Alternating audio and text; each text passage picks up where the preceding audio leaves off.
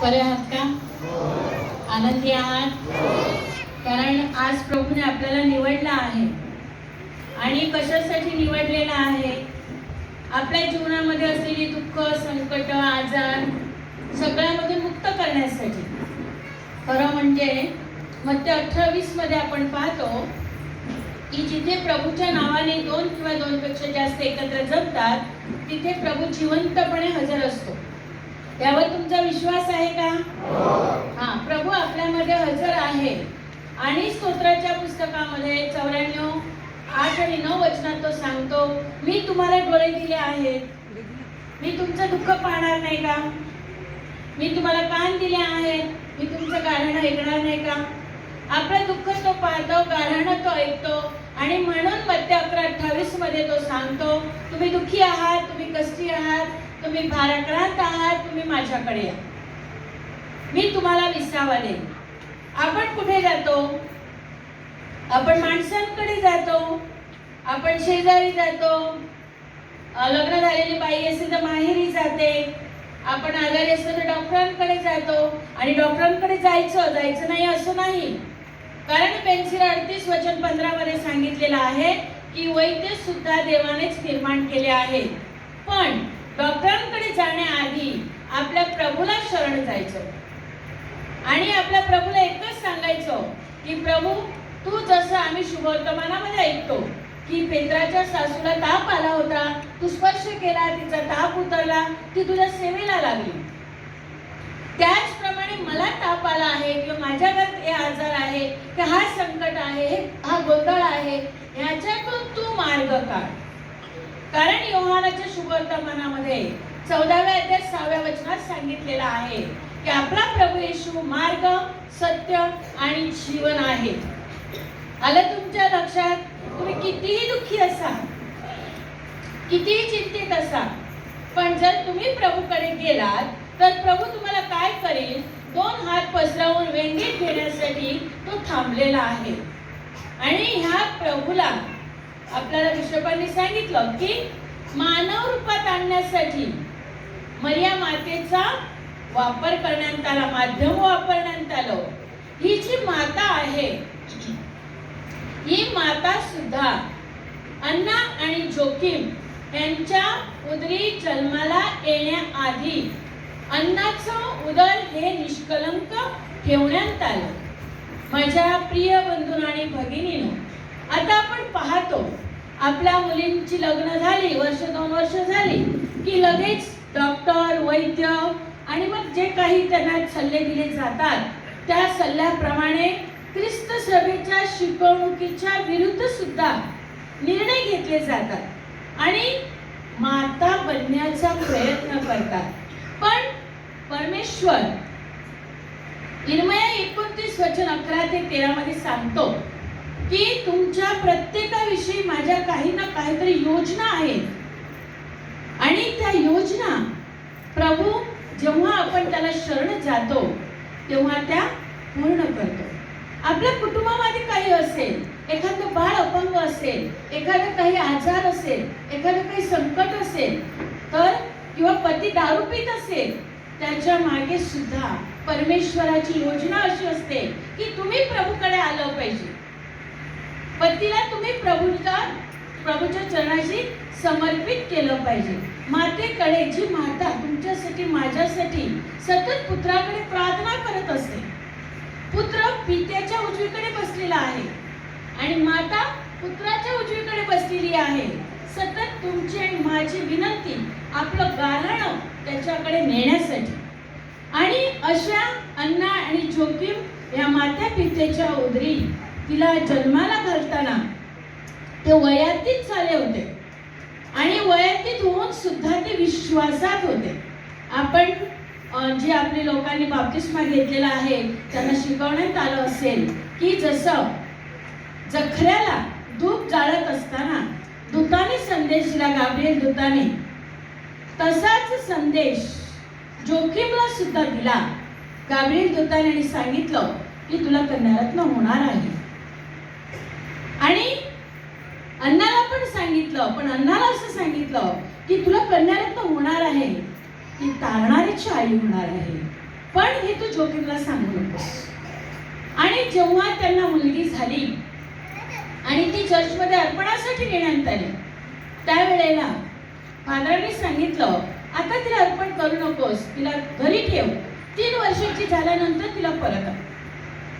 आणि 3 वर्षाची झाल्यानंतर जेव्हा तिला मंदिरात समर्पित करण्यात आलं, त्यावेळेला ती फादरांचा हात पकडून जी गेली, तिने मागे पाहिलं नाही, ती पुढेच निघून गेली आणि ती देवाच्या प्रेमामध्ये वाढत राहिली. जसं आपल्याला, आपण जेव्हा तुम्ही बाप्तिस्मा घ्याल आणि ज्यांनी घेतलेला आहे देव शब्द तुम्ही जेव्हा स्वीकाराल, तेव्हा मागे फिरायचं नाही, मागे बघायचं नाही, तर आपल्याला पुढे प्रभूच्या प्रेमामध्ये वाढत राहायचं आहे. ती प्रेमात वाढत राहिली. जेव्हा ती 14 वर्षाची झाली, तेव्हा दूताने धर्मगुरूंना, फादरांना दृष्टांत देऊन सांगितलं की आता मरिया मातेचा विवाह कर. आणि मरिया मातेला जेव्हा विवाहाविषयी विचारलं, तेव्हा तिने सांगितलं, मला लग्न करायचं नाही, माझं जीवन मी परमेश्वराला समर्पित केलेलं आहे. आणि आता शांत बसले. पण थोड्या दिवसांनी पुन्हा एकदा त्यांना दूताने संदेश दिला की तू तिचं लग्न कर. आता कसं लग्न करणार तिचं, काय करायचं? तर मग दवंडी पीठ की यशायाच्या संदेश पुस्तकामध्ये 7व्या अध्यायामध्ये जे सांगितलेलं आहे, कुमारिका गर्भवती होईल, तिला पुत्र होईल आणि तो तारणारा होईल आणि तो दाविदाच्या घरातला असेल, म्हणून तिच्यासाठी जो निवडला जाईल तो दावीद वंशापैकी असला पाहिजे. मग अशा प्रकारे दवंडी पिटवण्यात आली की दाविदाच्या घराण्यातला विधूर असला तरी चालेल, पण दाविदाच्या घराण्यातला असला पाहिजे. आणि मग त्यांना येताना एक काठी घेऊन यायला सांगा आणि जी काठी आणली जाईल ती मंदिरामध्ये एका ठिकाणी ठेवा. ज्या काठीला धुमारा फुटेल, ज्या काठीला फुलं येतील, तो मरियेचा पती असेल. हे चिन्ह देण्यात आलं फादरांना. त्याप्रमाणे फादरांनी केलं आणि योसेफ पण आला तिथे. योसेफाच्या काठीला फुलं आली आणि मग मरियेला सांगण्यात आलं की तुझ्यासाठी योसेफाची निवड देवाने केली आहे. तेव्हा मरिया म्हणते, मला योसेफाशी बोलायचं आहे. काय बोलायचं आहे? की मला काहीतरी सांगायचं आहे. काय सांगायचं आहे? की मी माझं जीवन पित्याला समर्पित केलेलं आहे, पती म्हणून मी तुम्हाला स्वीकारू शकत नाही. आणि योसेफ म्हणाला, मला सुद्धा, मी सुद्धा माझं जीवन समर्पित केलेलं आहे. म्हणून तो अतिविरक्त पती, आपण जो उल्लेख त्याचा करतो, योसेफ मरियेचा अतिविरक्त पती, तो अतिविरक्त पती. आणि अशा पद्धतीने मरियेने ज्या वेळेला आपण पाहतो उत्पत्तीच्या पुस्तकामध्ये 3ऱ्या अध्यायात 15व्या वचनामध्ये की ज्या वेळेला आदाम आणि येवेने फळ खाल्लं, आज्ञाभंग केला, जगात पाप आलं, दुःख आलं, त्यांच्याद्वारे मरण जगात आलं, त्यावेळेला त्याला सापाला परमेश्वराने शाप दिला की नारी, एक स्त्री तुला डोकं ठेचील आणि तू तिची टाच तोडशील.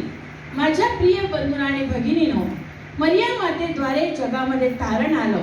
जे एवीद्वारे पाप आलं होतं, तिच्याद्वारे जगामध्ये दुःख आलं होतं, त्याचं निवारण करण्यासाठी मरिया मातेची निवड करण्यात आली.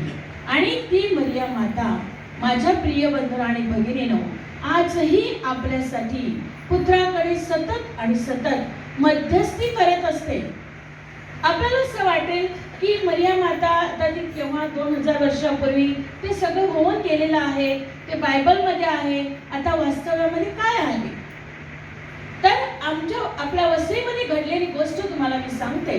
ती अशी आहे की मुलीचं लग्न ठरलं होतं आणि खरेदीसाठी मायलेकी गेल्या होत्या आणि खरेदी करून परत येत असताना त्यांनी बॉम्बेवरून काही सोनं आणलं होतं, सोन्याचे दागिने आणले होते, काही कपडे आणले होते आणि त्यांच्या पर्समध्ये ते सोनं आणि पैसे काही उरलेले, जवळजवळ 2 लाख रुपये उरले होते.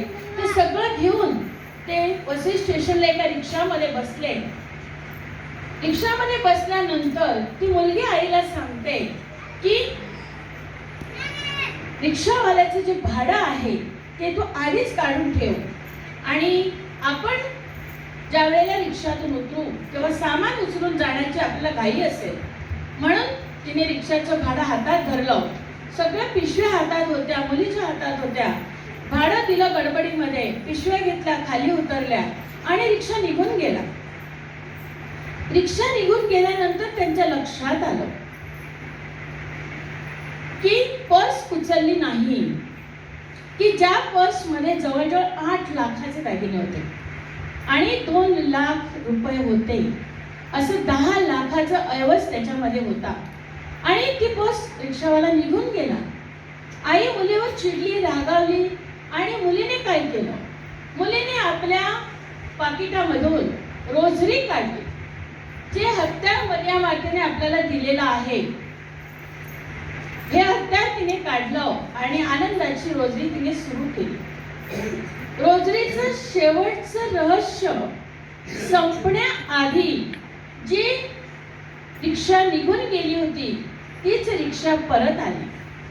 आणि जेव्हा ती रिक्षा परत आली त्यावेळेला त्या बाईला आश्चर्य वाटलं की हा माणूस निघून गेला होता.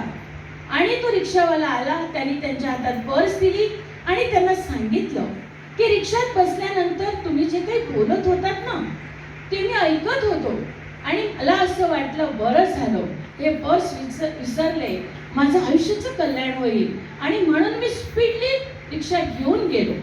पण मी थोडं पुढे गेलो न गेलो तोच एक बाई सफेद साडी नेसलेली रस्त्यामध्ये थांबली. तिने मला रिक्षा थांबवला आणि ती रिक्षात बसली आणि तिने रिक्षा फिरवला. मला माहिती नाही काय झालं, पण मी रिक्षा घेऊन इथपर्यंत पोहोचलो. आणि आता मी उतरल्यानंतर पाहतो तर ती बाई नाही. आणि मग ती बाई पटकन म्हणाली, ती दुसरी तिसरी कोण नाही तर ती आमची मर्या माता आहे.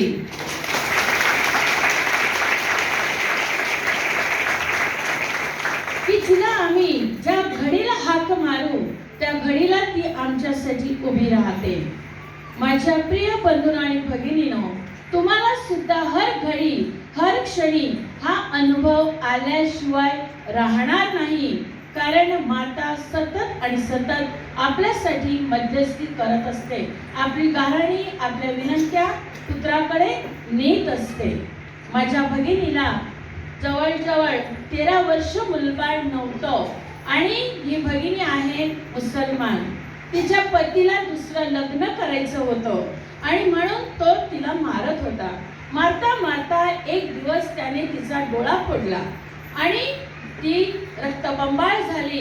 हॉस्पिटलला नेण्यात आली. हॉस्पिटलमध्ये एक सिस्टर होत्या. त्या सिस्टरने तिला विचारलं की असं का झालेलं आहे, आणि तिने सांगितलं माझ्या पतीला दुसरं लग्न करायचं आहे आणि मला त्याला लग्न करू द्यायचं नाही. ती सिस्टर त्या बाईला घेऊन, भगिनीला घेऊन आपल्या घरी आली आणि मला तिने सांगितलं की हिचा असा प्रकार आहे, काय करायला पाहिजे, आपल्याला काही महिलांना एकत्र करून हिच्या घरी गेलं पाहिजे. मी म्हटलं महिलांना एकत्र करायचं नाही, ती मुसलमान आहे, त्यांच्यामध्ये 2-2 बायका चालतात आणि तिने तिच्या पतीला परवानगी द्यावी. जर शेवटी परमेश्वराची काय इच्छा आहे ती आपण बघावी, आपण प्रार्थना तिच्यासाठी करावी. आणि तिच्यासाठी प्रार्थना केली आणि रोजरी सुरू होती. आपल्या घरी रोज संध्याकाळी 5 ते 6 या 1 तासामध्ये कंटिन्यू रोजऱ्या चालू असतात आणि त्या रोजरीमध्ये हिंदू, मुसलमान, कोणत्याही धर्माचे, जातीचे सगळ्या प्रकारची लोक इथे येऊन सहभागी होतात रोजरीसाठी आणि त्यांना त्याचा अनुभव येतो. त्याचप्रमाणे ही भगिनी सुद्धा थांबली रोजरीसाठी आणि मी तिला सांगितलं आज संध्याकाळी तू सांग पतीला की तू दुसरं लग्न कर. आता तो जेव्हा लग्न करील त्यावेळेला जर एखादी लहान मुलगी त्याला मिळाली तर ती तुझी सुद्धा सेवा करील, तू काही घाबरू नकोस. आणि तिला पाठवून दिलं. संध्याकाळी ती घरी गेली.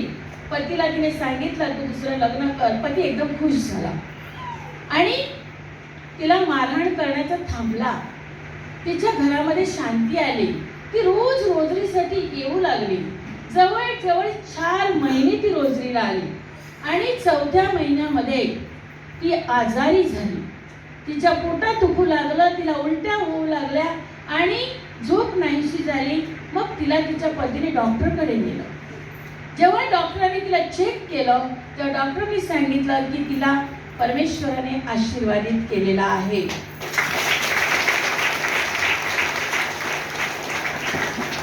6 महिनेपर्यंत माझ्या प्रिय बंधू भगिनींनो तिचं दिवस व्यवस्थित भरले, सगळं काही व्यवस्थित झालं.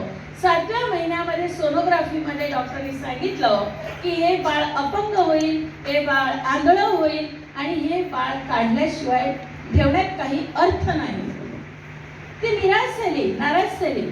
आणि अशा परिस्थितीमध्ये ती जेव्हा पुन्हा आली रोजरीसाठी तेव्हा मी तिला सांगितलं, आंधळं, बहिरं, मुकं, लुडं, पागळं हे तुझं आहे, तुला देवाने दिलेलं आहे आणि त्याच्यासाठी देव काय करणार आहे हे मला माहिती नाही, पण ते तू काढू नकोस, पाप करू नकोस, ते तसंच ठेव. त्या बाळाची वाढ खुंटली होती, ते बाळ वाढलं नाही. पण 9व्या महिन्यामध्ये ते बाळ एवढं वाढलं की डॉक्टरांना डिलिव्हरी करणं मुश्किल झालं. मग सिझरियन करायचं. सिझरियनसाठी तिला ॲडमिट केलं, पुन्हा सोनोग्राफी केली आणि लक्षात आलं डॉक्टरांच्या की बाळ पोटात मेलं आहे. आता बाळ पोटात मेलं आहे. मग कार्डिओलॉजिस्ट हॉस्पिटलमध्ये तिला नेण्यात आलं, तिथे पण बाळ मेलेलं आहे. ते आपल्या घरी आले आणि ती सांगते, देवाला जर असं करायचं होतं मग देवाने मला का दिलं. आणि मी तिला सांगितलं, इर्मया 29 वचन 11 ते 13 मध्ये दिलेलं आहे की आपल्या प्रत्येकाविषयी देवाची काहीतरी योजना आहे आणि ती योजना आपल्या हिताची आहे. तू घाबरू नकोस, तू विश्वास ठेवशील. योहान 11:40 मध्ये जे सांगण्यात आलं होतं मार्थाला की विश्वास ठेवशील तू देवाचा गौरव पाहशील, तसा तू विश्वास ठेवशील तर देवाचा गौरव पाहशील. मग तिला मी थोडेसे पैसे दिले आणि तिला भगवती हॉस्पिटलला पाठवलं.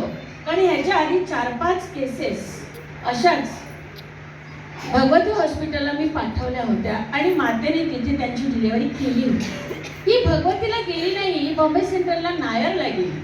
रात्री 10:30ला पोहोचली, तेव्हा तिथे डॉक्टर नव्हते आणि हिला ॲडमिट करण्यात आलं. तिचे रिपोर्ट्स पाहण्यात आले आणि सांगण्यात आलं की तू राहिली तर तुझं ऑपरेशन होईल आणि ते सुद्धा उद्या होईल 10:30 वाजता. तिच्या पतीने मला फोन केला. मी म्हटलं तू घाबरू नकोस. तर डॉक्टर म्हणतात की वाचणार नाही, ती मरून जाईल. मी म्हटलं जर मेली तर तुला बरंच आहे, नाहीतर तुला दुसरं लग्न करायचंच होतं. तू काही वाईट वाटून घेऊ नकोस. प्रभू काय करतो ते फक्त बघ. तुझ्या हातात जी रोजरी आहे ती चालू ठेव. बरोबर रात्री 12:05 एक गोरी गोरी नर्स आली आणि तिने तिची बेडवर डिलिव्हरी केली आणि मुलगा जिवंत आहे.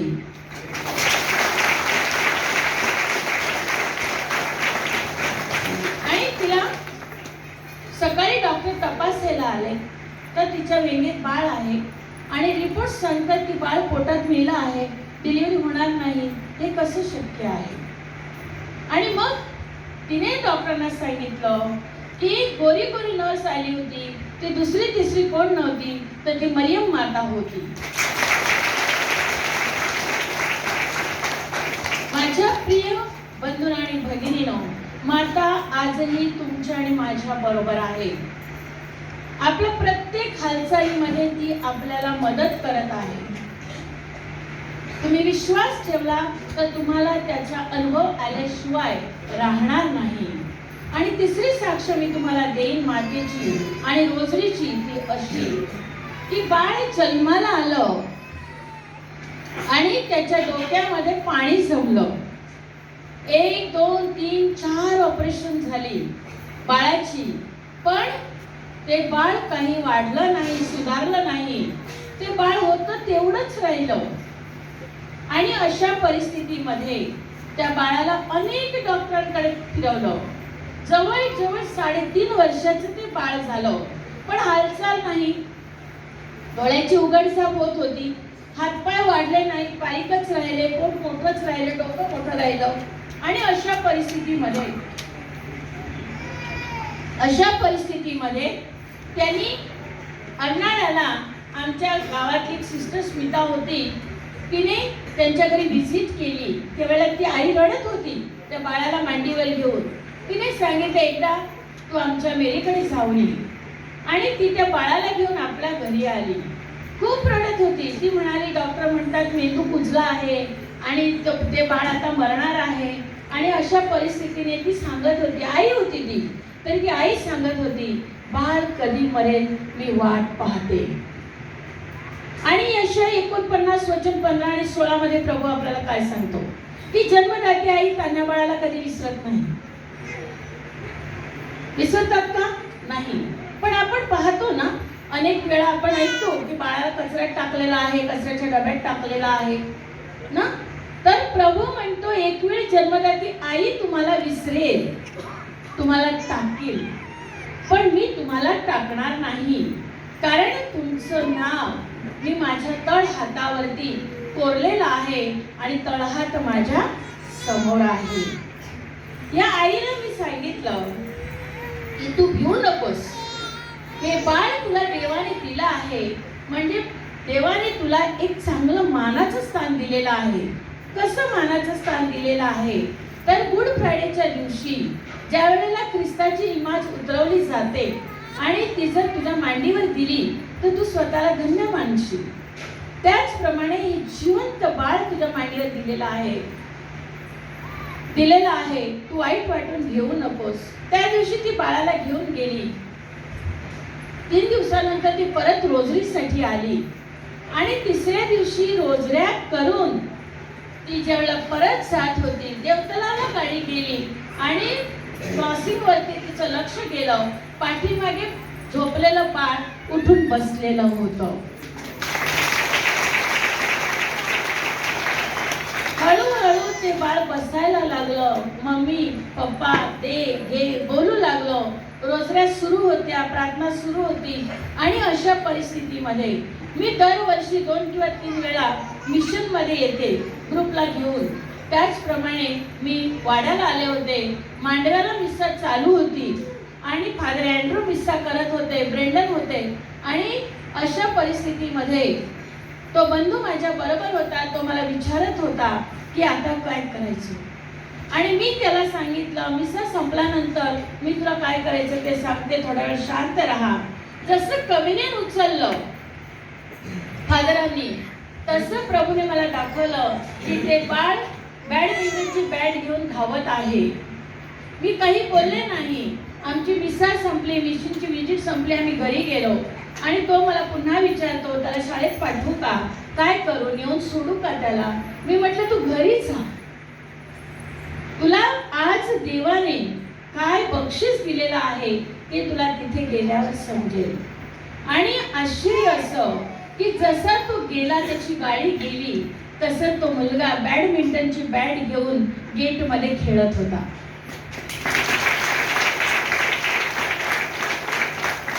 चालायला लागला.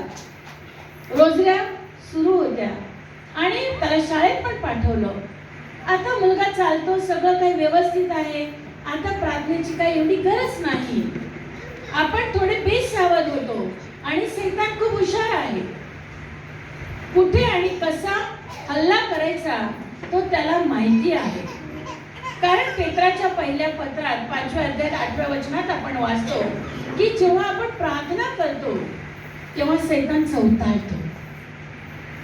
तुम्ही बाप्तिस्मा घ्याल, प्रार्थना कराल, बाप्तिस्मा घ्याल, तेव्हा तुम्हाला असं वाटेल की नाही आमचे सगळे प्रश्न सुटतील, सगळं आमचं आजार बरे होतील, सगळं काही होईल.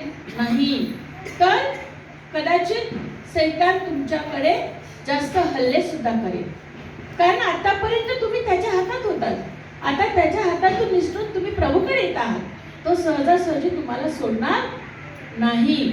त्याचप्रमाणे हे थोडेसे बेसावत झाले. आणि हा मुलगा सोफ्यावर बसला होता, सरबत पीत. आता तो सरबताचा ग्लास सांडला, पाय घसरला आणि पायाच्या हाडाचे 2 तुकडे झाले. पुन्हा त्याला उचलून आपल्या घरी आणण्यात आलं. मी त्याला हॉस्पिटलला पाठवलं. डॉक्टर म्हणाले की 32 ते 34 टाक्याचं ऑपरेशन होईल. आणि मी तिला सांगितलं, तू घाबरू नकोस, गुडघे घाल आणि रोजरी सुरू कर. आपली माता तुझ्यासाठी याही क्षणाला मध्यस्थी करत आहे, विश्वास ठेव.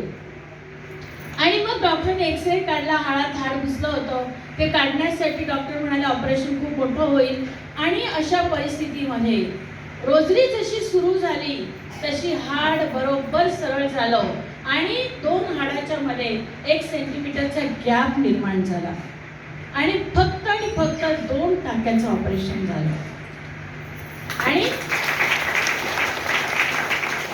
आज मुलगा शाळेत जात आहे, खेळत आहे आणि रिक्षावाला वाट बघतो, ह्याच्यावरती डान्स करून बक्षीस मिळवत आहे.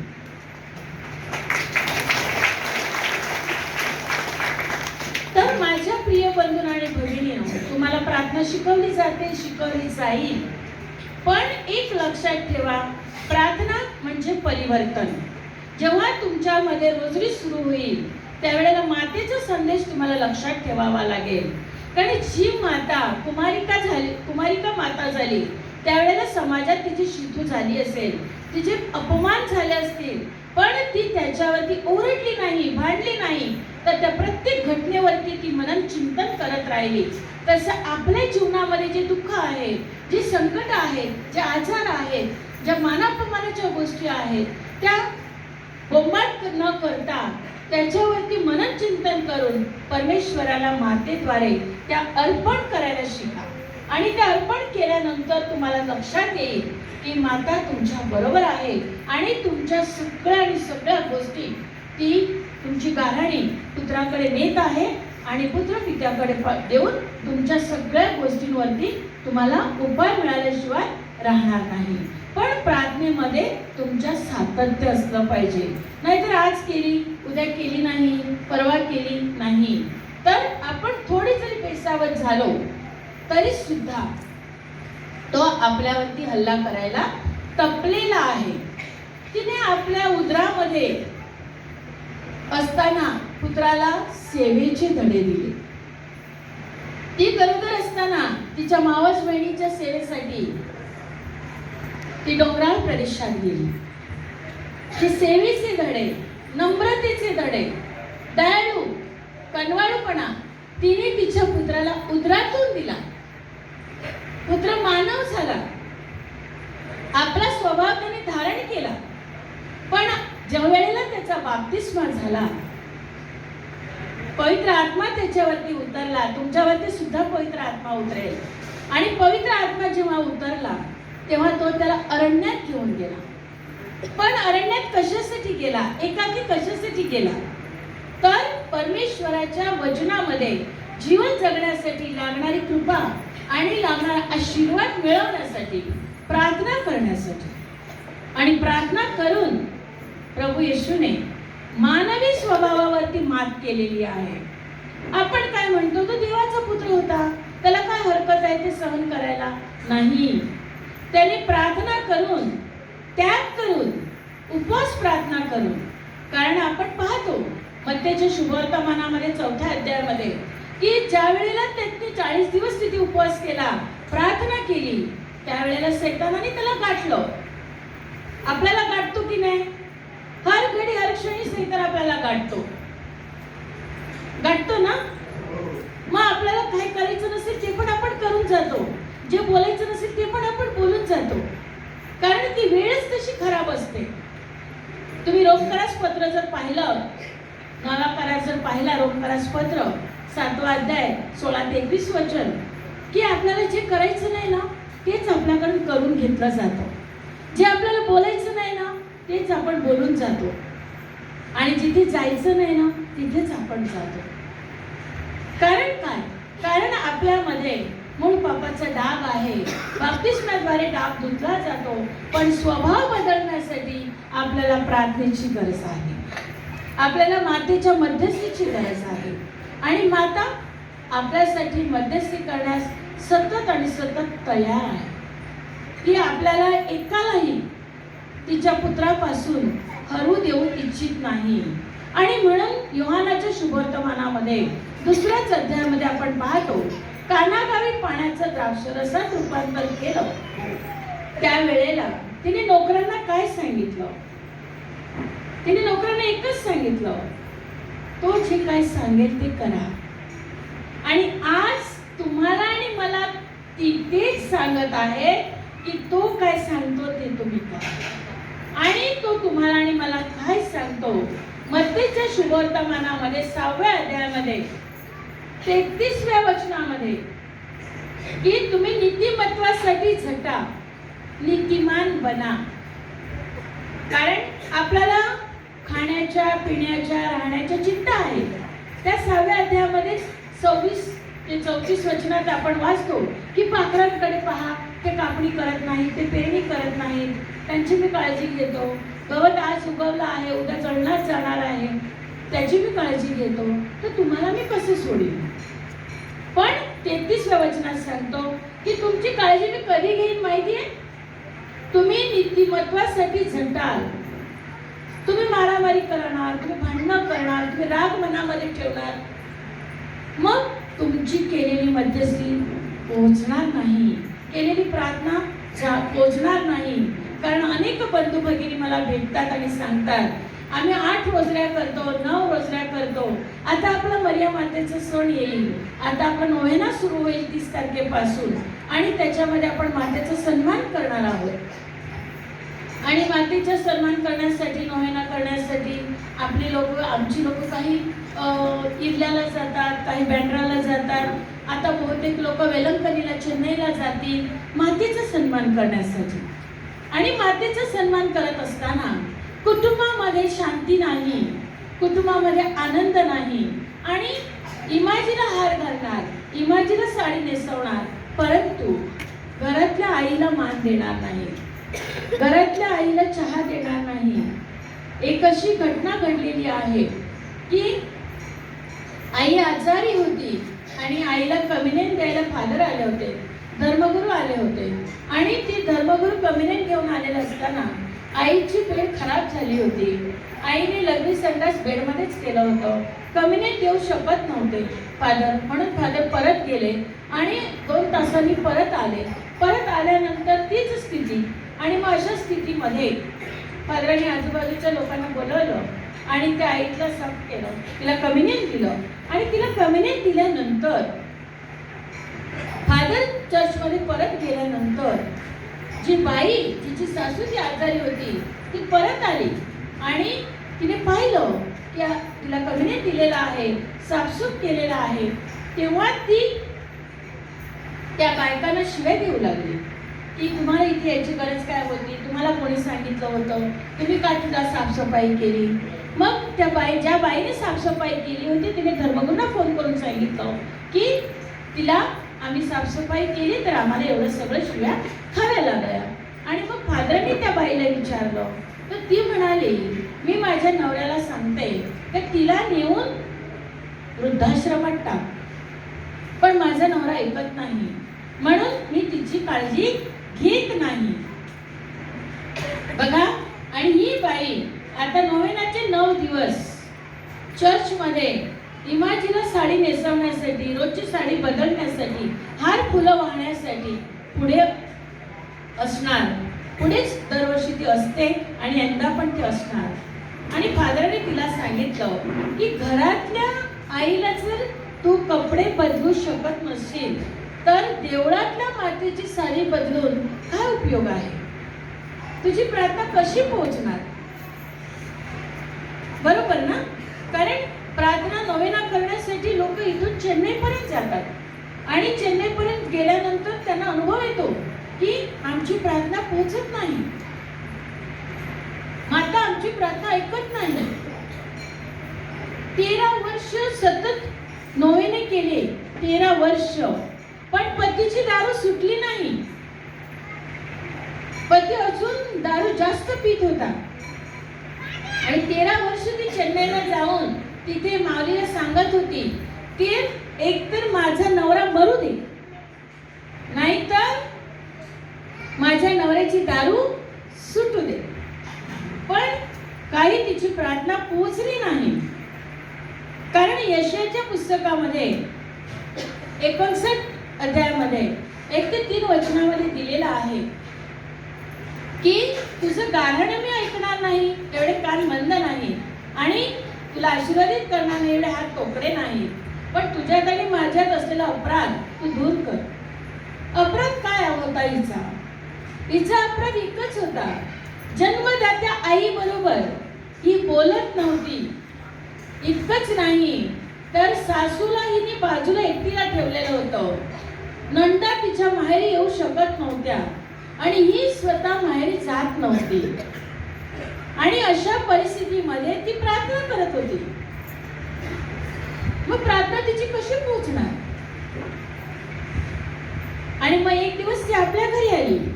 आपल्या घरी रोजऱ्या चालू होत्या आणि रोजऱ्या चालू असताना तिने रोजरीमध्ये सहभाग घेतला. रोजऱ्या संपून मला मर्सी चर्चला जायचं होतं. मी मर्सी चर्चला जायला निघाले.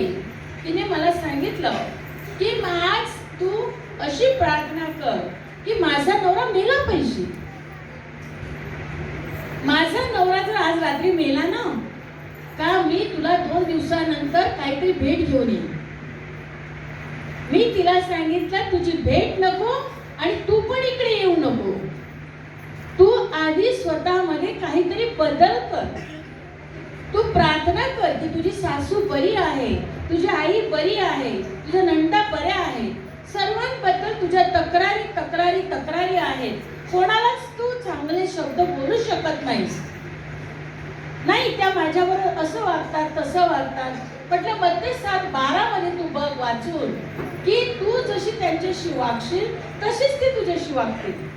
तू त्यांच्याशी प्रेमाने वाग म्हणजे ते तुझ्याशी प्रेमाने वागतील. आजपासून तू अशी प्रार्थना सुरू कर. आणि मी निघून गेली. मी प्रार्थना संपून ज्यावेळेला परत आली त्यावेळेला ती आमच्या गार्डनकडे बसलेली होती आणि ती मला सांगते मी आता घरी जाणार नाही, तो पिऊन आला असेल, तो मला मारेल. मी तिला सांगितलं तो तुला मारणार नाही, तो चांगला माणूस आहे, तू घरी जा, मी तुझ्यासाठी प्रार्थना करते. आणि ती मला सांगते तू मला घेऊन चल. मी म्हटलं मी तुला घेऊन आले तर मला घरात येणार नाही, त्याच्यासाठी तूच जा तुझ्या घरी, मी तुझ्यासाठी प्रार्थना करते. ती घरी पोहोचली. पण ती घरी गेली ना तेव्हा बस स्टॉपवरती तो काठी आणि बॅटरी घेऊन उभा होता आणि बॅटरी घेऊन तो पुढे चालत होता, मागे बघत होता आणि हिला भीती वाटत होती तर मागे फिरून काठीचे फटका मला तो देणार. हळूहळू करून तो मागे राहिला. ही धावत धावत पुढे गेली तर हिला वाटलं मागून तरी फटका देईलच. आणि ती जेव्हा घरात गेली तेव्हा तिने काय पाहिलं, तिची दोन्ही मुलं अभ्यासाला बसली होती आणि आता काहीतरी थंड पाणीने अंघोळ करून काहीतरी वरण भात शिजवायचं म्हणून ती किचन मध्ये गेली तर किचन मध्ये गॅसवरती जेवण रेडी होतं. बाथरूम मध्ये गेली तर गरम पाणी आणि कपडे रेडी होते. झालं, कपडे अंघोळ केली आणि रोजरी करायला बसले. रोजरी झाली, जेवण झालं आणि ती झोपायला गेली. पण तिला झोप आली नाही. तिने डोळ्यावर चादर घेऊन ती तशीच पडून राहिली. उठून मारलं मग रात्री म्हणून ती तशीच राहिली. आणि मग सकाळी तिने पाहिलं तर तो मस्त झोपला, उठला, त्याने चहा बनवला, घरामध्ये साफसूफ केलं आणि तिला उठवलं आणि तिला सांगितलं चल आपल्याला मिसाला जायचं आहे. आणि मग दोघं जण मिसाला गेले. ज्या वेळेला मिसाला गेले त्यावेळेला चर्चमध्ये रोजरी सुरू होती. मिसाला बसले, मिसा सुरू झाला. फादर वेदीवर आले पण फादरांचं लक्षच नाही. फादर बघतात हा सूर्य उगवला कुठे, हा याला मी किती वेळा बोलवायला घरी गेलो पण हा आला नाही आणि आज हा कसा आला आहे. त्याच्यानंतर मिसा संपला आणि फादर खाली आले आणि त्याला विचारलं काय जेवीर आज कसा काय तू आलास. तर तो म्हणाला फादर आज आमच्या लग्नाचा वाढदिवस आहे आणि मी आज ठरवलं आहे की आज कालपासून मी दारू पीत नाही आणि आता दारू पूर्णपणे मी बंद केली आहे.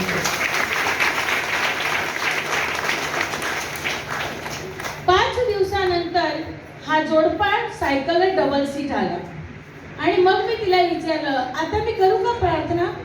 नको नको अँटी, त्या दिवसापासून खूप बरं आहे. त्या दिवशी तुझ्या घरी ज्या 4 रोजऱ्या झाल्या ना त्या रोजड्यांचा फायदा मला एवढा झाला की माझ्या मुलांमध्ये पण बदल झाला, माझ्या विचारामध्ये पण बदल झाला आणि माझ्या पतीमध्ये तर आमूलाग्र बदल झाला. आणि म्हणून मी माऊलीचे आभार मानण्यासाठी आज आली आहे. माझ्या प्रिय बंधू भगिनीनो, त्याच्यानंतर त्याची दारू सुटली, त्याला परदेशी त्याच्या बहिणीच्या मिस्टरांनी नोकरीसाठी नेलं, तिचे सर्वांचे संबंध सुधारले. कारण तिने काय केलं, ज्या दिवशी तो जाणार होता त्या दिवशी सर्वांना एकत्र केलं, रोजरी केली आणि सर्वांना एक आनंदाची भेट म्हणून एक रोजरी त्यांना दिली आणि रोजरीची प्रार्थना करून तो परदेशी गेला.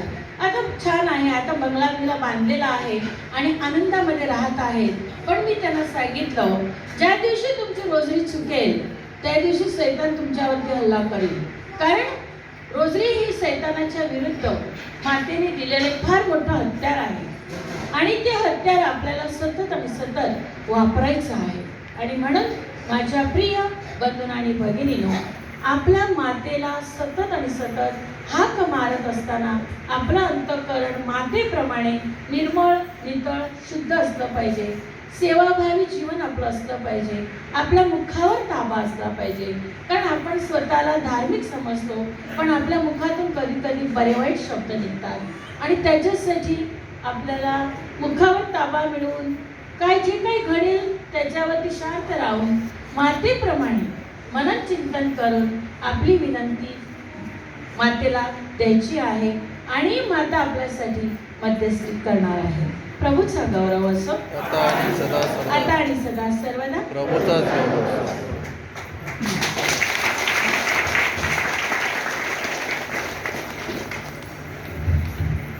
तुम्हाला बाईने जे सांगितलं ते तुम्हाला आवडलं? जोरात माऊलीचा तेवढा अनुभव आहे. आम्ही आलो ना तेव्हा सुद्धा त्यांनी 4 रोजल्या आमच्या गाडीमध्ये त्या बोलल्या. त्यामुळे आम्ही सतत देवाच्या कृपेत होतो. तर मॅडम फार फार आभारी. परत परत या आणि अख्ख्या वसईला पण तुम्ही या. अनुभव असा पात्र आहे की मी कुठेही गेली ना तरी रोजऱ्या सुरू केल्या की मला कुठे ट्रॅफिक लागत नाही. कारण माता माझी गाडी बरोबर पुढे नेत असते आणि रस्ता क्लिअर करत असते. कुठेच मी अडकत नाही आणि कुठे मला लेट पण होत नाही.